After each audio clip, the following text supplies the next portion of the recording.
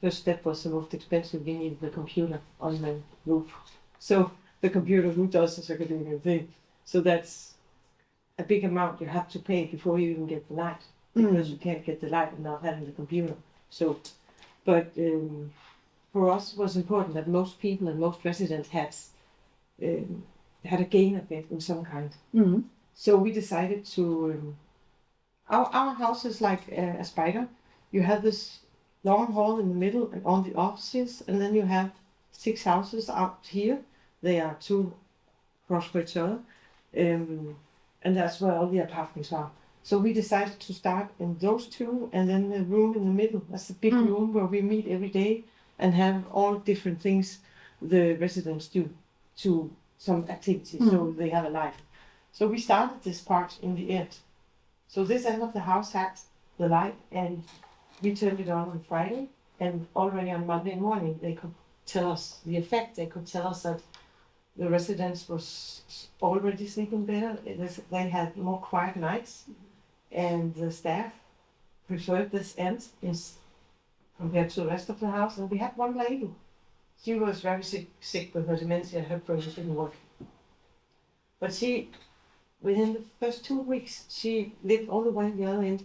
She every evening came down here.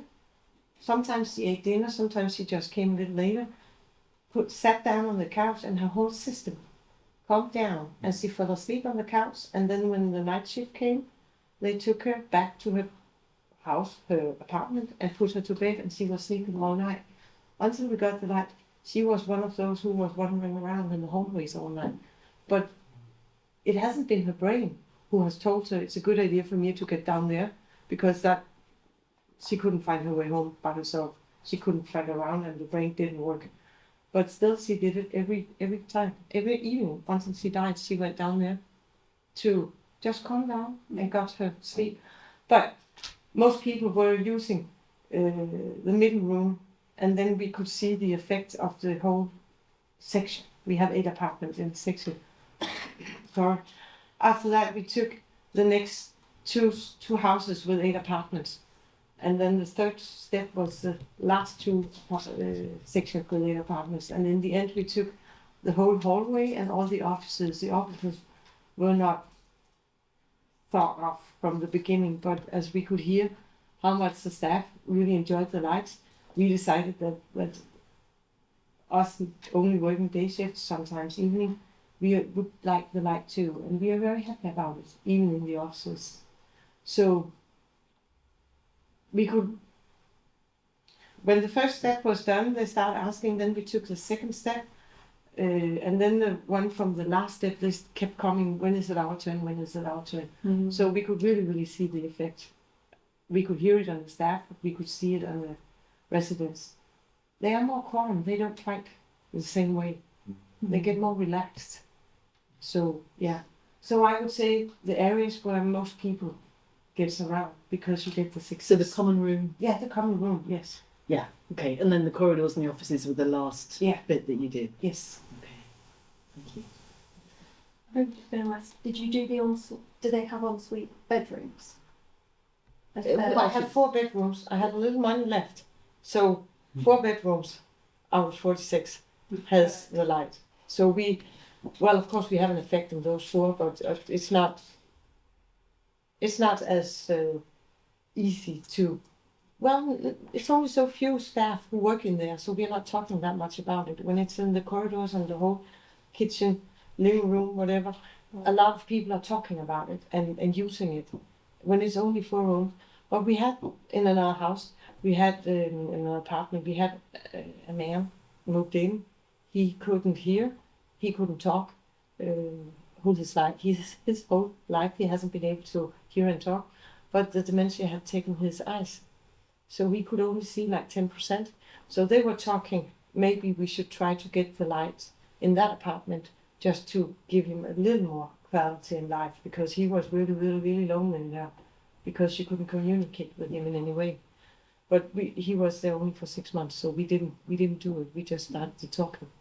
But that tells me that the 4 apartments where they have it has an effect. We just don't talk about it so it can spread. So, and I don't talk about it because it's expensive. Why did you do the hallways last? Well, it's the main hallways. The hallways among the apartments, they got it at the same, Okay. at the same time as the kitchen and the living room. And the main hallway has windows all the way down one side. So it was getting more meaning that down in the hallways where the apartments are, there are apartments on both sides, so you don't have the same light. Yeah. So. We did think about just doing the lounges and the common areas for people, but with what I was saying earlier about residents spending not enough time outdoors, we were thinking of those who are cared for in bed or who spend a lot of time in the rooms, who would probably need lighting more than anyone else, who aren't moving about. So we did and have put it in all bedrooms, as well as lounges. And the corridors, because that helps move people out of the bedrooms, and helps them move around. And the time in between rooms is important as the time in rooms.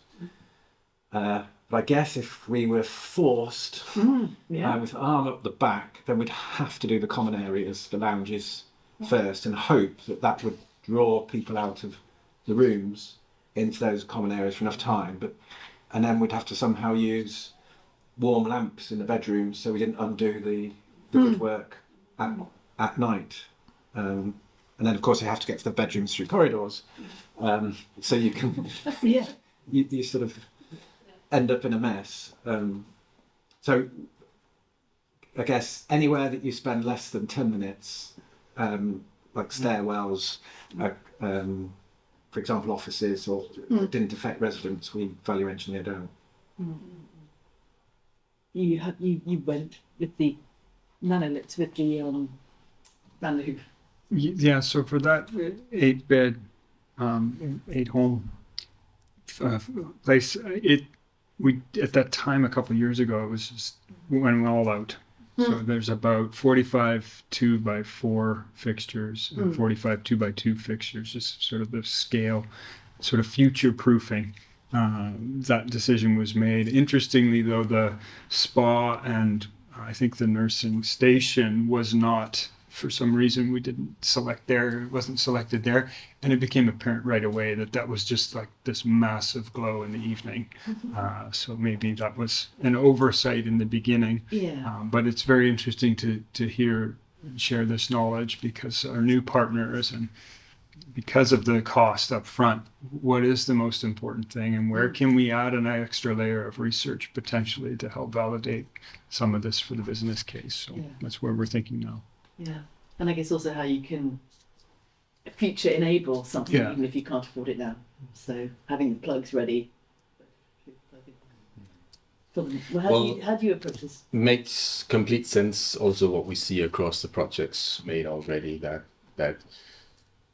well, the mature clients, they consider what they want to achieve most. I mean, is it problems relating to nightly activity? It might be the top priority is simply to ensure that you do no harm in the bedrooms or the apartments if it's a one size or one room apartment. But the typical case is that it's the common areas. And the common areas have a great impact, since that's where people are gathering throughout the day, and they get the benefit also during nighttime, since because they increase that sleep drive or that sleep pressure by having bright light throughout the day, and build the robustness also during nighttime. So like Kirsten is saying, first having installed the control system makes it easier to go to next step, and it's quite often that it is the apartments, and probably the apartments and steps, and then the interconnecting corridors between the different units as the last bit. Obviously, we always advocate of, how can I say that, please apply it to everywhere you are active 24/7. So the 24 hours activity, meaning that if offices are only occupied during daytime, well, you shouldn't spend the money if they aren't there for. But it is a there is a benefit to visual ergonomics for the staff, that it is the same lighting environment, that it is the same adaptation throughout the day, throughout the night as well, which means that it is easier to shift between lit areas and dark areas when you don't have to go through those brightly lit areas that will definitely disturb your adaptation and make it a more stressful place to stay. You should, if you have to kind of focus the budget on the very key areas, 24/7 places, especially if you have a development area where people are in bed more or less the whole time, really considering that you can do something with the light to give them a bit of quality time, even though they are not so flexible in moving around anymore. But also the corridors, because corridors usually will use or are used during the daytime for scrolling. And at nighttime you want to dim to give the trigger it's nighttime, so it's not kind of the scrolling day walk period anymore. And the transition, if you cannot afford to do the entire space, so really carefully consider that you're not creating transition zones that completely spoil the adaptation, that you are, as Tom just said, go from dimmed to overly lit, to, especially for the staff that has to circulate through the entire building most of the time, get distracted by different settings. So adaptation and zonings should be carefully considered. Of course, the ideal word is do all together. But yeah, just to expand a little bit. In other areas, we are starting to talk about how we play task lighting against general lighting, which means in a room like this, we don't need lighting around the walls, we need lighting in the middle of the table. So if you have a dining table, which is a multi-purpose table in a lounge area, for example, you want to put the lighting where the people are going to be for the most length of time. So that's around the table. So you don't need to necessarily put the same amount of light around the whole of the room. You just light around the gathering spaces, provided you've got the correct light distribution to actually get that melanopic lux actually into the eye. So first of all, yes, of course, it has to be the sort of social spaces. It has to be the common part where you want people to be, because that is then suggesting that they're being active. They're where you want them to be. But also conscious that, walking up and down the corridors of Sycamores, that you will see people lying on their bed, sitting on a chair, and they're just doing what they want to do. And at that point, there feels to be an obligation to say, if you're not going to come to us, we're going to come to you. Because maybe they just need an extra push, that extra little bit of effort. Then if you're getting your aesthetics right, it's not becoming uncomfortable. You're not driving them out of their bedroom. They're actually sitting in the bedroom. They've still got comfort. If they want to be there, they are getting the benefit of all of that. Non-circadian spaces such as offices do not have to be rubbish. And there is a danger that when you value engineer something out from your prime, you actually just drop it right the way down to the basement. There you can do a good quality, almost pseudo circadian scheme in an office, single channel, turn the lights on and off at the door, absolutely fine, but it looks the job. It looks good, even though, and if you've got it right, it will be delivering melanopic looks. So you've still got to be careful. Don't put down lighters in, that's rubbish. Put proper lights in and make sure that works. And you might then be using that as almost a sanctuary for your shift workers.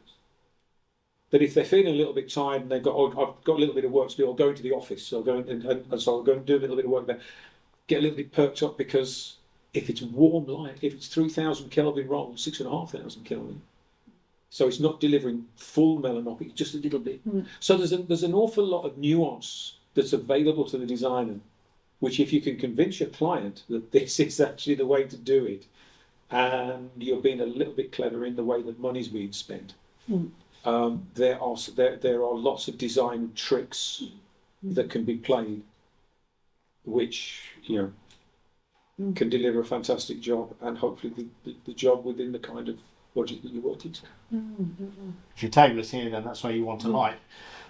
when you're at your design point of view, you need to think about, and I will be from both sides, for instance, such as make sure you put in the right cabling, such as whether it be KNX or Dali, because if you move that table, you are going to want to move those elements of control. So if you move it across there, you don't want to be taking lights out and going like, oh, it's now in the wrong place. You want to be able to go into the system, simply go into the system on a software level and change and move all of those settings from that area to that area, from that room to that room, or to copy them through. And that comes down to what was said right at the beginning. It's about get the right cabling, basically that infrastructure. If you haven't got it in the first place, you are then left with a huge physical cost where at that initial point was not. So, bringing that zoning from corridor spaces and living spaces to then zones within those spaces as well.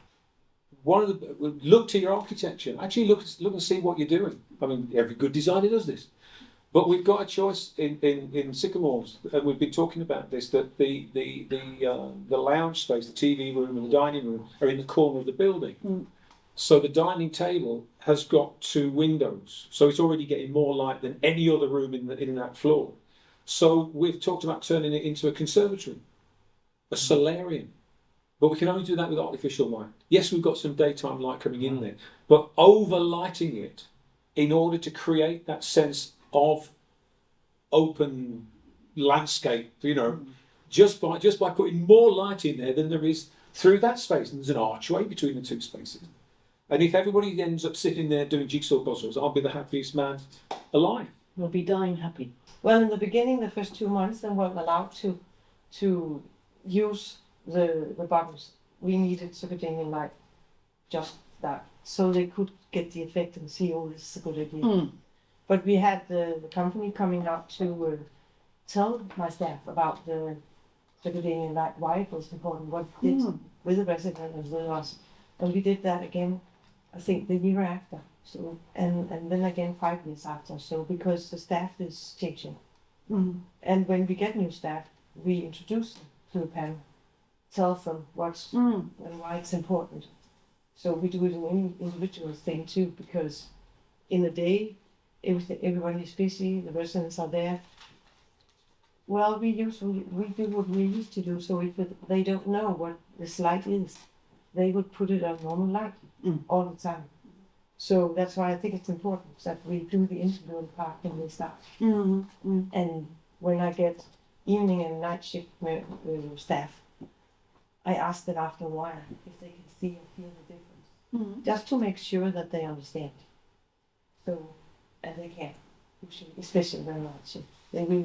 They often comment on it by themselves after the first week. They always have 7 days. Mm-hmm. Well, after 7 nights, they usually comment on it because it's usually a change from what they came for, because not so many have it. Mm-hmm.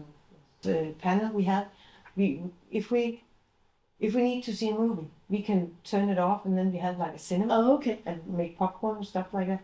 And if we need to do a puzzle and need bright lights because too many can't see, then we can turn it on right back. So when the puzzle are done, we can put it back to Circadian light. So so there are 6 different things we can choose in between, and that works. So whatever we're doing, we can fit the light. Simple. Yeah, it is simple, very simple. Mm-hmm. And you both have like a picture and a word on the panel. So if you can't read Danish, you can see it on the picture. Popcorn. Yeah, popcorn. Thank you. I was just wondering, do you get the residents playing with the panel? No, and I don't know why, because they really play with everything and move everything around. No, I don't know if it's because it's just there and it's right next to like the door of the panel or something. I don't think they see it. I don't think they really know what it is. Maybe they think it's a picture or something, I don't know. But we haven't, no, they don't. The families use it, but the residents, they have never done it. But they do everything else. So, and the regular lights, like when you have a lamp standing, they use that button and take it out, the power and stuff like that. But no, they don't touch the panel. they turn the normal light switch on at the door and it turns the light on at whatever colour setting it should be for the time of day. Nobody has access to any controls to change the lighting. What color is your switch? It's just a normal light switch. Okay, ours is dark blue, so maybe the dementia people see it as black, and if they do that, they see a hole in the wall instead of what it really is. Because if you put, you know, those floors where they have white squares and black squares, yeah, you can't do that at a dementia home because the black squares is like a hole. Yeah. So they think they fall down. So if they see a hole in the wall, maybe that's it. I don't know, but they don't do it. I think some people, like anything, some people really get it and really embrace it, and some people it's just lighting. So. I'd add on, plan for the worst and hope for the best.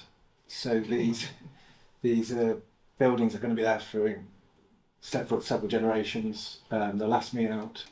So future staff, many managers in the future might not care. You've lost your thread.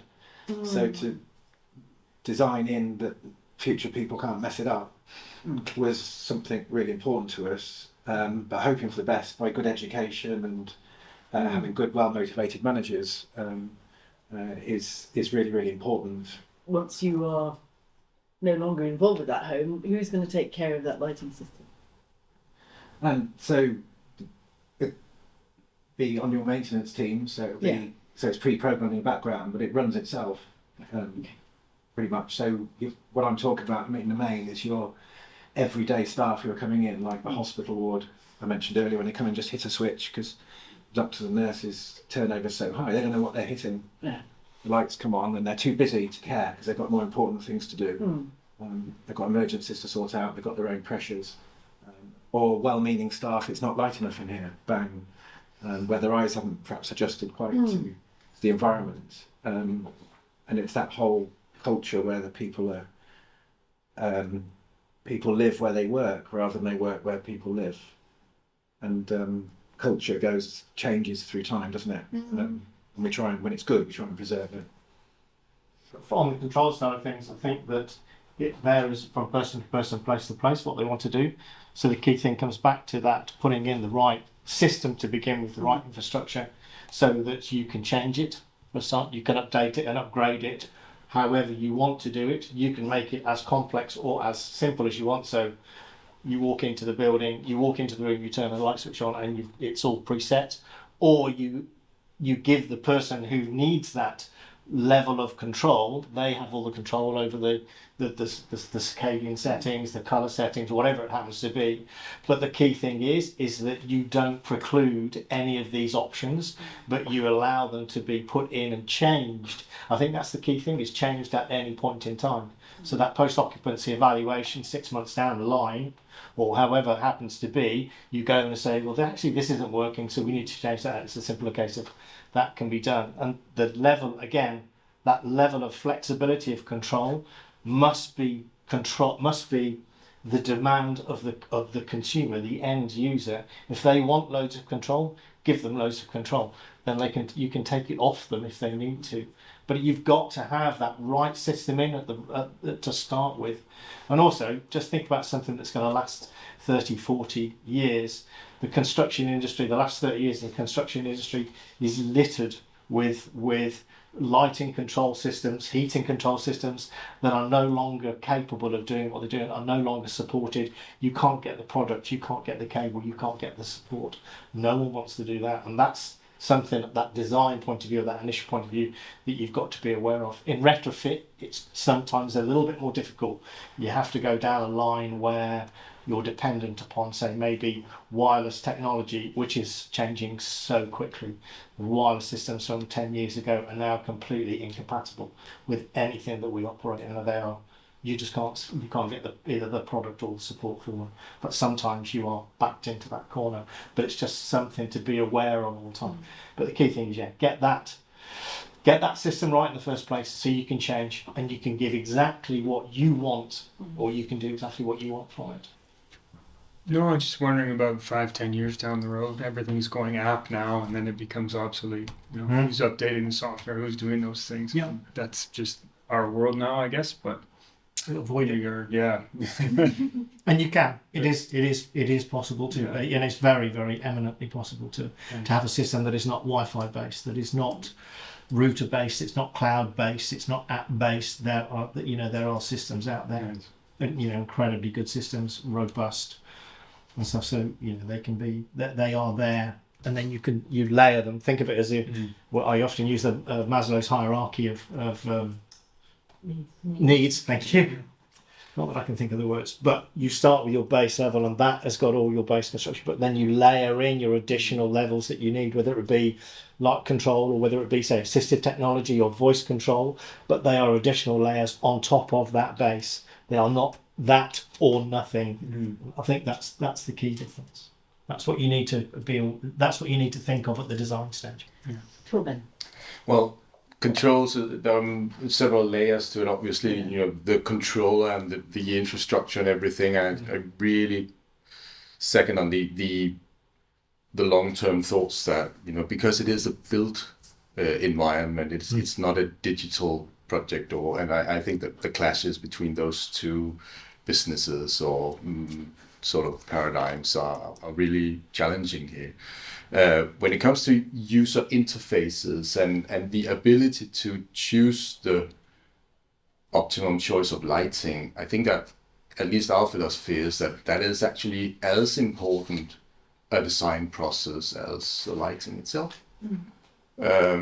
So the whole thing about understanding what goes on in different rooms and how can light sort of accentuate the things that go on, and having the ability to remove a button that is not completely particularly needed, because I think that very much residential care workers should not be lighting designers while at work. They should be carers or their primary task. So the ability to have less and create the right level of value, I very much see that as a design competence, and keep things tactile, keep things understanding, keep things fixed in place, and not where is my app when I need to go to the toilet. It's not really an optimum situation. So I think there are different layers to that.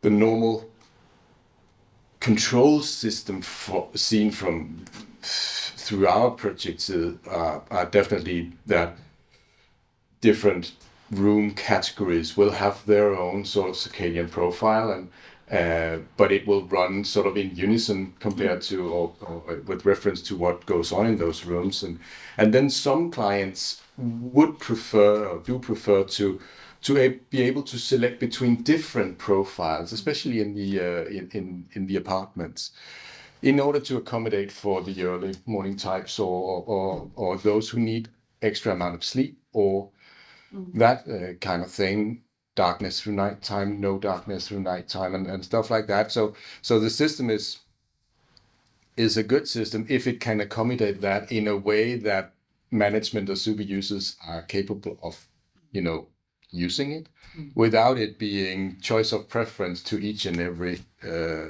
worker or from the staff, or even worse, the elderly. So I think there's some level of restrictiveness, but user friendliness that is really, really important to provide. So wires, good thing. Also from the domains of hospitals that we work in, they love still having things cabled, and residential care just needs to have things working without a hassle. So yeah, it's hard to beat the wires still, but we definitely see a movement towards stable wireless protocols being set there, such that they are in place in domain for the mission critical things, and then for the more advanced things, and where you touch a little bit upon touch with play with some AI and some making sense out of the data that you create or whatever, that might be possible to shift that into sort of a cloud-based, as long as it's not part of the critical, everything needs to be working when you push a button. So the added features can very well be more IT-ish, but you shouldn't, or at least that's our philosophy so far, not to move everything to finding a balance. Yeah. The user interface is, as a system, is absolutely vital to understand and to work towards, and the user interface in this situation should be as light touch as possible. So I think the idea that you go, we're running this system across the building, nobody needs to touch it, and then when you have got an interface where something needs to happen as simply as possible. Don't go with closed systems, because companies collapse and they leave you with a system that you can't maintain. It will fall over one day, and you'll just have to rip it all out and start again. That just happens. Every system will fall over at some point. Try and go with as open source a system as you possibly can, so you're not reliant upon even one company, that you can almost sort of drag an IT person off the street and say, do you know about this? Oh yeah, I know that one. Whether it's a Wi-Fi or whether it's a Bluetooth low mesh network, whatever it is, those open systems are there to be used. I'm an old-fashioned wireman, really. I do like copper, and certainly on a retrofit, don't take any copper out, because when the wireless system falls over, you can reconnect the old copper, and you've got a switch on the wall and you've got a light on the ceiling. Thank you very much. But wireless works, and I think wireless systems are sufficiently robust now. I'm a fan of Bluetooth. I'm not such a fan of Wi-Fi because of the busyness around the router and the busyness around having to sort of push the entire system through that one little box, and whatever kind of chaos that can lead to. It's just making sure that over time something will fall over. Can you drag somebody in who you've never spoken to before and they'll say, yeah, I understand this? Or have you got a system that was great when it came in, this one? But when that falls over, you will struggle because you haven't got anywhere to go. And so you kind of have forced to start from scratch. And try not to overcomplicate user interfaces. I get annoyed by 14-year-old bloody computer designers who say, oh, you can put it all on your phone. I say, can we design a system that doesn't involve a phone or doesn't involve a tablet? Because this will not involve a phone or a tablet. So now what have you got? Who's got the tablet? I don't know, you had it last. No, you had it last. Well, where's it gone? So we can't turn the lights on and off. And we've got fat fingers and and we've got all of that. So you find that the battery's flat. So can we put a switch on the wall? Even if it's not a switch, can it look like a switch? Any thoughts that you've taken away? Anything else that you feel you'd like to discuss now? Because part of go ahead. I guess for us the biggest is the retrofit, because that's the biggest market place. It's the most homes. New builds are easier because you've got a project to do, and the lighting is there. So where we're stumbling is the cost of the control system and the complexity of the control system. The lighting's going to do all the stuff it should do, it's there, but we can't marry up a control system that's at a reasonable cost. So what's going to happen is it's going to kill the project, and we're not going to do it. And we're going to be doing harm to people as a result by doing nothing.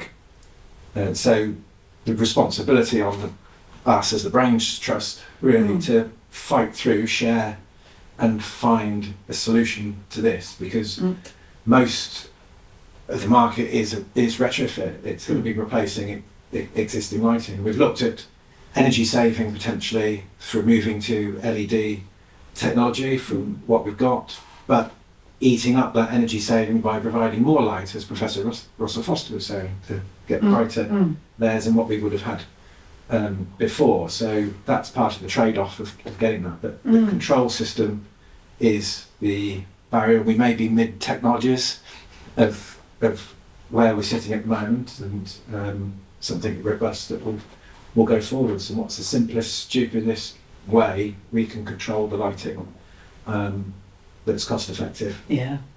Otherwise we won't do it. Yeah. And that's my biggest fear, is it will just cost too much. then the benefits of what it is and the return on investment are much easier to sell. So the control system we're looking at costs more than bloody lighting, costs more than the lights to fit. And that's not right. no, but we've worked out where we can keep the existing wires to the plug socket. We don't have to chase any wires out. Just take that one off and put that one on. And so your labour costs are low, because that will kill the project. Getting electricians in to come and do lots of expensive work. So that's the real world of where we are. We kind of know what we need to do. We don't know kind of why it works necessarily, but we know what we need to do. We just can't control it in a retrofit. We've talked about this before today. Who manages the system? Who knows the system? Who are the go-to people when something stops working? And when we looked at the project to begin with, there was the potential we're going to have more than one supplier of equipment, because we could see right from the off that the lighting in the corridor might have been different from the lighting in the bedrooms, which might have been different from the lighting in the dining room. The idea of having 2-3 manufacturers all saying it's not their fault that the Wi-Fi system has stopped working is horrendous. So ideally you would go to a control company to say how much to provide us with all the kit and then to provide us with the ongoing management. Okay, great. They're too expensive. They are simply too expensive. The next step down, so let's drop down a rung, is to go, are we using more than one manufacturer for all the fixtures? We don't have to. So we can go to one manufacturer. So the next question, and we're waiting for an answer on this one, we go to that manufacturer and say, how much for the fuel fittings plus the control system, Xambi, plus the sort of whatever ongoing maintenance that you're going, and we're waiting for that figure to come back, and that figure will come back dramatically, I believe, dramatically lower. But what we've done, the compromise we've made, is that we've put the hands of we've put the control strategy for the building in the hands of a lighting manufacturer who have the capability to manage a wireless system, which is different to going to a company that does that.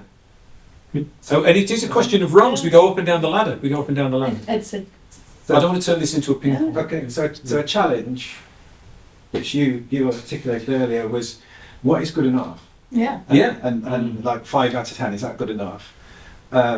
So could we simplify it even further, so we don't have a fancy control, that you go from a daylight and then you go straight to a night light?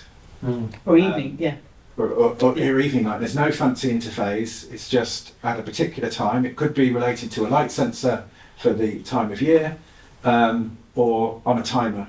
You may end up with 2 entirely different lights in a room. One works in the day and one works at night, or a fitting that has blue light and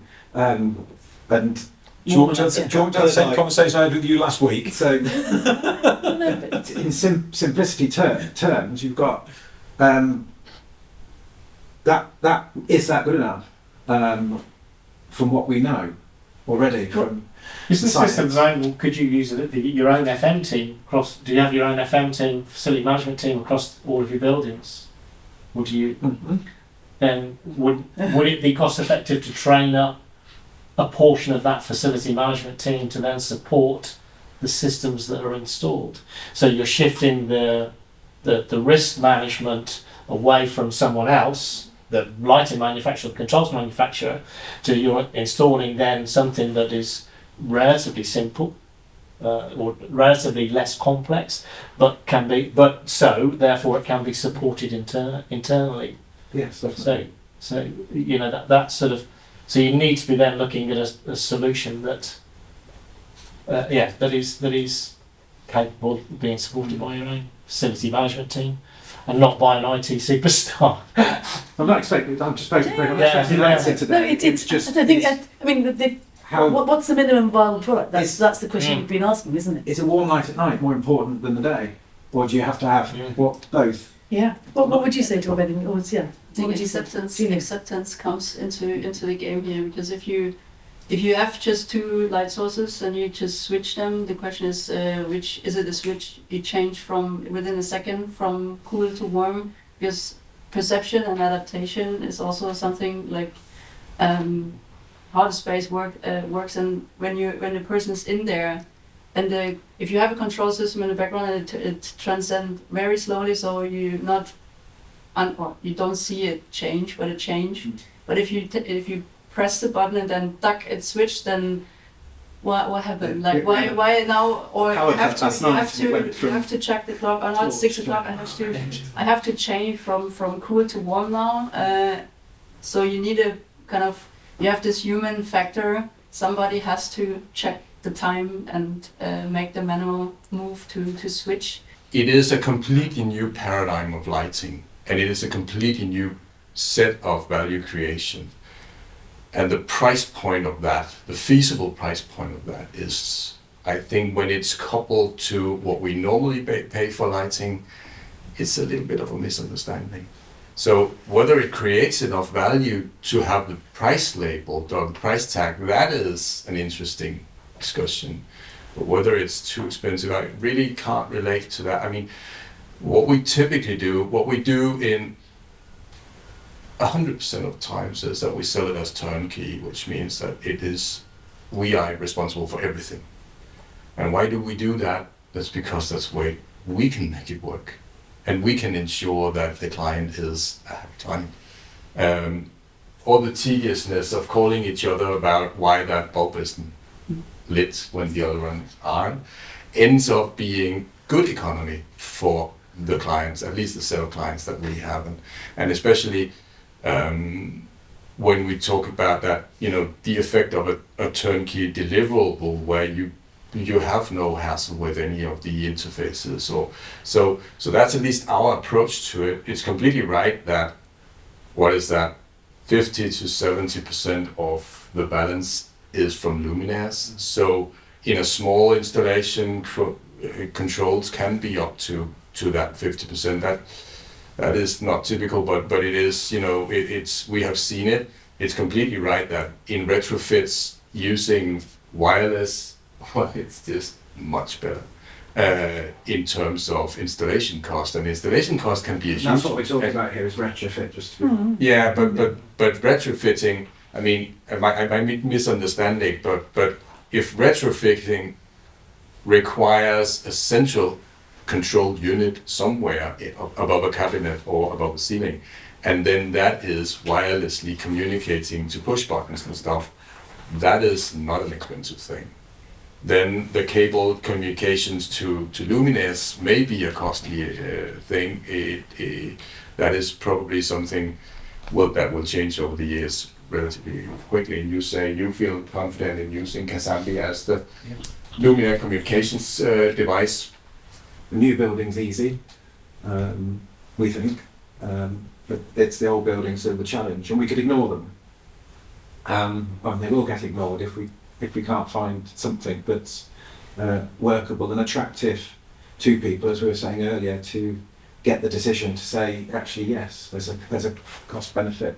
Yeah. But I think your point was that the price point, the way you think about the price point that's been set in your mind about what a lighting system would be, maybe doesn't reflect what you were saying about. Well, I'm not here to arm wrestle about prices or anything. It's just like that, From my point of view, it costs what it costs because it has complexity to it, and it has, as a technology, it is somewhere on the curve where it's still evolving, it's still maturing, so it is still a relatively novel lighting installation to make in comparison to lighting installations, and that's why there is a price point, which is... Well, I guess we don't think the innovation journey is done. We're innovating by retrofitting. And there's a lot of unhelpful lighting companies, builders out there who are all trying to make a profit and aren't helping to find a solution. And we know from innovating in getting lighting and other technologies, it's hard, it's a war. and there's many battles along the way, and we have to start with what we want and then work backwards from that. We know what we want, and we just still, I'm confident with John, we will find a way. We just haven't had it. I guess I'm fishing to see if anyone's going to come back and say, Ed, John, let me be a bit get down to the granular, so you can actually see what the process is feeling like for us at the moment. If we go with a wireless system like Kasambi, we've got to put a wireless module into every fixture. We've got 200 light fittings. Those things are £100 each. Ka-ching. There's a chunk of change. Yeah. I might be exaggerating, but not by much. But what that does, because the mesh network is because that becomes, as you know, it's like 200 microcomputers, and that's your system. Fantastic. Onto which you then screw a light fitting, which somebody else has made for you. And inside that fitting there will be a driver, which is in the price of the light fitting. That's pretty standard. Now, if we go, we can't afford that. So now we're having to say to the lighting manufacturer, if we throw that Kasambi thing away at £100, can you put a driver into that fitting that is Kasambi enabled? That he's got the little microcomputer inside the driver? Well, of course they can. So what we're now looking at is what the difference is going to be between the driver with the Kasambi module inside it against the Kasambi module sitting on top of it. And this is the kind of conversation we're having to have in order to bring this thing down. What it means is for retrofit, only go to one lighting manufacturer. Do not try and do this with two manufacturers, because you will not end up with a manager, even if you've got an IT department that's out there doing the capability. Also, everything that we talked about this morning gives the lie to every Circadian light fitting that is currently available in this country. 6,500 down to 2,700 in a care home. You've tried it and you know it doesn't work. It's not good enough because it doesn't deal with the sleep side of things. So we've had to design new fittings. And I've gone out to half a dozen different lighting companies and said, show me what you've got, show me what you've got, show me what you've got.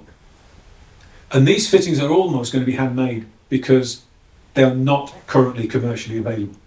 So the LED arrays are specially made for us. If we were coming in relatively affordably, I mean, I guess it's, yeah. Yeah, I mean, it's coming at £200 a fitting, which is a good price for a good light fitting, but it's still 200 quid. It's a plastic body. I mean, the body's worth about 20 quid.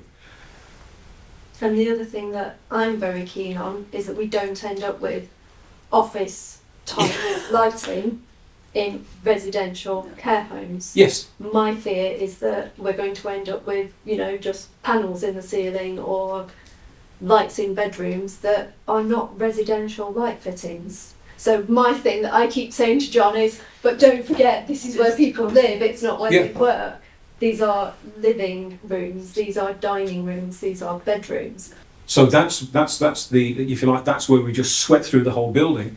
If it's in a corridor, most of them will be semi-recessed. And it's just a bowl. Hey, it's just an open bowl. In the bedroom, it'll have a little drop shade that runs around it, which can be any colour we want. And it's adding about 30 quid to the price. And in the lounges, we can have a deeper shade because we don't need the same kind of performance. So we can deal with that domestication in a dressing way, in a decorative way. And those shades can be, as I say, any colour, any pattern. We can put wallpaper around it. We can do anything we like because that's just lighting decoration.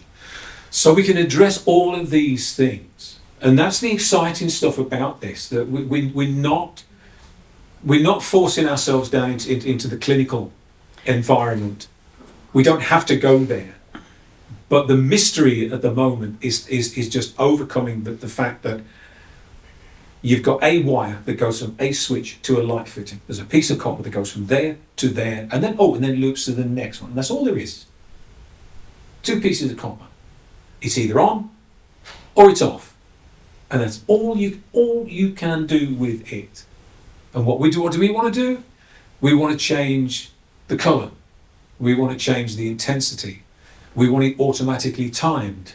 And it's at this point, Torben, that what you just said absolutely sits central in this table, we actually don't know what the value of that is. So we don't know if it's too expensive because we haven't done it yet. But once we've got this first one done, that £200-odd light fitting will become available from half a dozen commodity fixture companies for half that price. And then we'll be checking to make sure it is a full spectrum LED chip that they're using, that it is a chip that's going to last 50,000 hours, and all the rest of it, because you're selling it for £60. And flicker free and all the rest. Yeah, but once again, I just to, we're in the same boat here. So Yep. So since it is perceived as being too expensive, there's a challenge. Yeah. And the curiosity about where is the challenge arising from? I mean, if you take the example of an iPhone, a tablet, an iPad for that matter, there is a mass volume production setup. That's what we have gotten used to from general, everything that's around here is produced in a mass production facilities, so to speak. Well, once we start doing these things, it might get a little bit technical, once we start doing these things where it's project orientated board designs, and we need to pick the right LEDs, and we also need to manufacture that, and at the same time, it's also relatively important that the company is around tomorrow, so they need to be able to calculate, because they should also provide that, that service, such that when Kirsten has got a problem, well, we will come and fix it, obviously, because you are our account. So and that's a whole balance which is much more complex than going down and buying that tablet out of the box. And if you try to make, I tried to make user interfaces, touch-based user interfaces that are not iPads, and the prices just explodes completely, because it is low volume screens, if you low volume monitor things, they become bulky, they need to be introduced or integrated into the wall. We need to design our own software, blah blah blah, and we do that obviously. But it has a different price point that we are used to from, how can I say that, consumer grade products. And it's not to make a big excuse or a long explanation why I need to have an abundance of money for the system that we provide. It's just a reasoning of why it's very difficult to combine or to compare the price of apples and the price of this more advanced apple.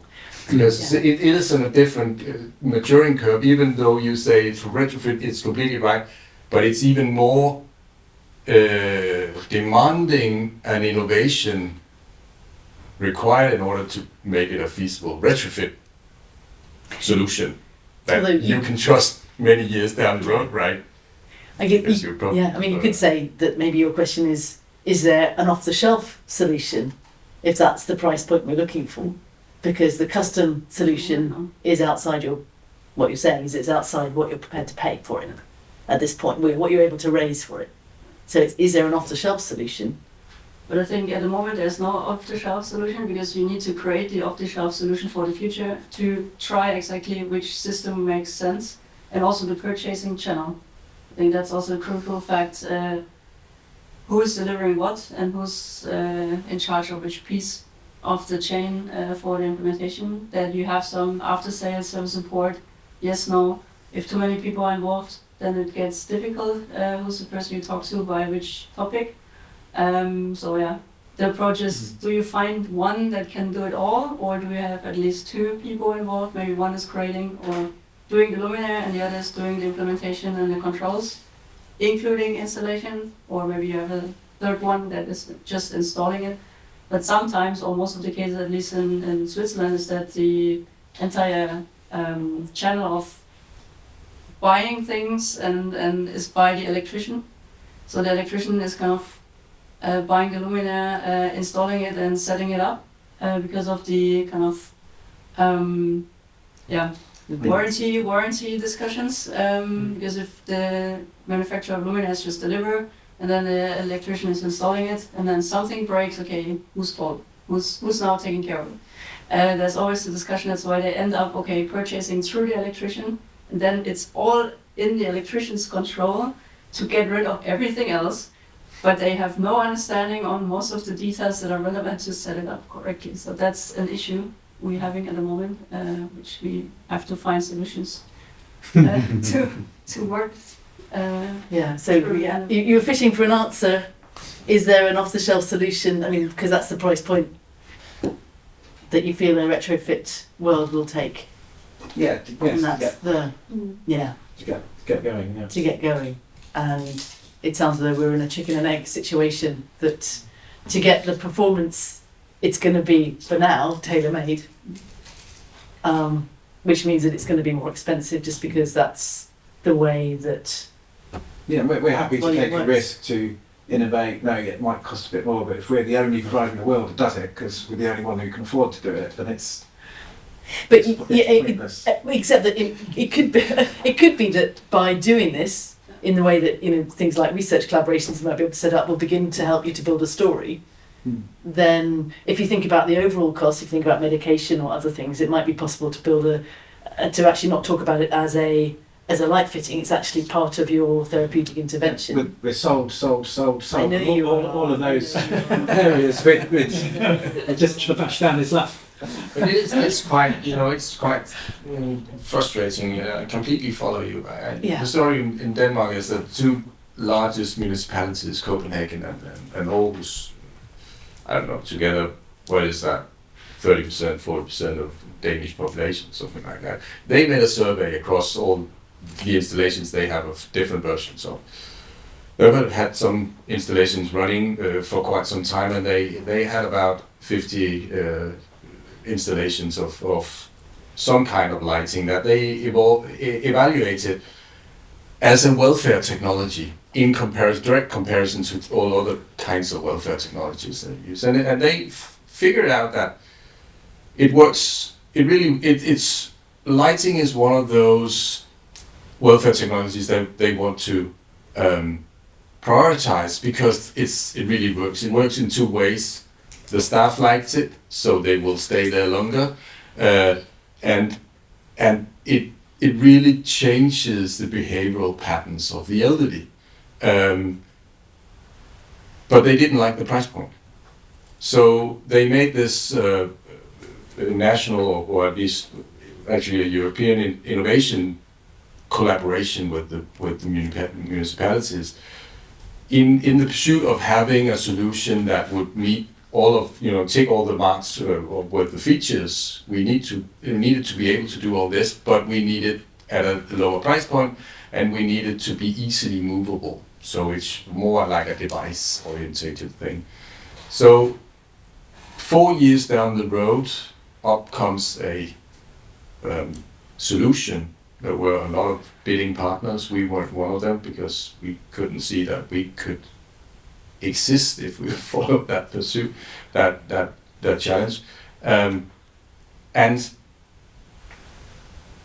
they are now in a position where everybody is completely happy about that solution that has been published here, but there's no evidence. So the examinations made around it does not really show anything here. So what have we done? Have we invented something which is more affordable, but it doesn't come with the effects?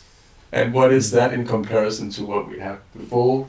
So at least that is an example of where they made a huge effort in trying to do good and affordable, and they simply can't show that it has an effect. So would you say that's because they value engineered?